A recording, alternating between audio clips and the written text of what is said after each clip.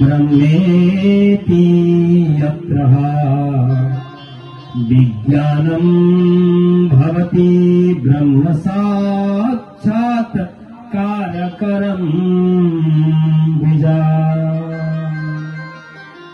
ब्रह्म साक्षात्कार गर्ने इच्छाले आज नारद महामुनि त्यो ठाउँमा तपस्या गर्न थाले।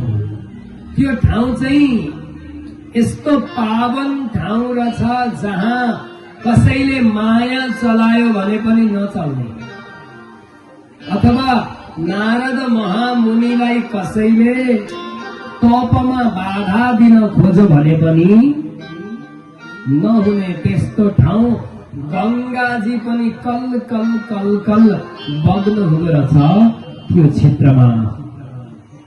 त्यस्तो क्षेत्रमा तपस्या गरेको देखेर नि इन्द्र जो स्वर्गका राजा हुनुहुन्छ, ध्यान दिनुहोस् है, स्वर्गका राजा इन्द्रलाई कष्ट भएछ। जुन राजाको पद हुन्छ नि त पुण्य प्राप्त गर्नाले स्वर्गको राजा बनिन्छ। बुझ्नुभयो? के भने यदि धेरै पुण्य प्राप्त गर्यौं भने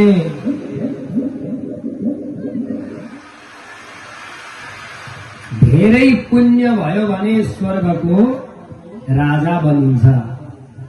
र आज ती इन्द्रलाई यस्तो लागेछ कि नारदले यो तपस्या किन गर्दैछन्?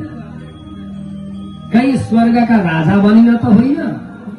मान्छेको मन कतिखेर बदलिन्छ कसलाई थाहा हुन्छ। अहिले के गर्दैछन्, एकछिनमा अर्कै केही चिताइराखेका हुन्छन् मनमा नै, किनभने मनमा चिताको बाहिर सुनिँदैन पनि। र यी नारदले के का लागि तप गर्दै रहेछन् यो जान्न इच्छा गरे अमरावतीका राजा इन्द्रले। ती इन्द्रले जसरी नै यो जान्ने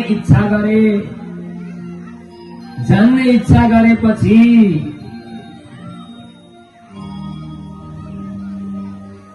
उहाँका एकजना मित्र हुनुहुन्थ्यो जसको नाम थियो कामदेव। ध्यान दिनु होला, जसको नाम थियो कामदेव। ती कामदेवलाई बोलाएर भन्नुभएछ इन्द्रले, हे कामदेव, एउटा संकट आइपर्यो।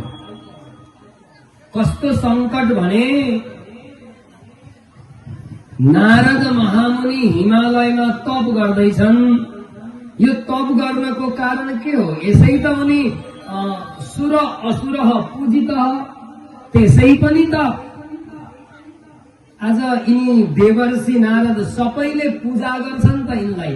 अब तपस्या गरेर न के पाउन खोज्दैछन् यिनीले? अब तपस्या गरेर के भेट्ने इच्छा गर्दैछन्? कहीं स्वर्गको सम्पत्ति त खोजेका होइनौ? जाऊ जाऊ तिमी गएर उनीको तपस्या भंग गरिदेऊ भनेर कामदेवलाई पठाउनु भएछ।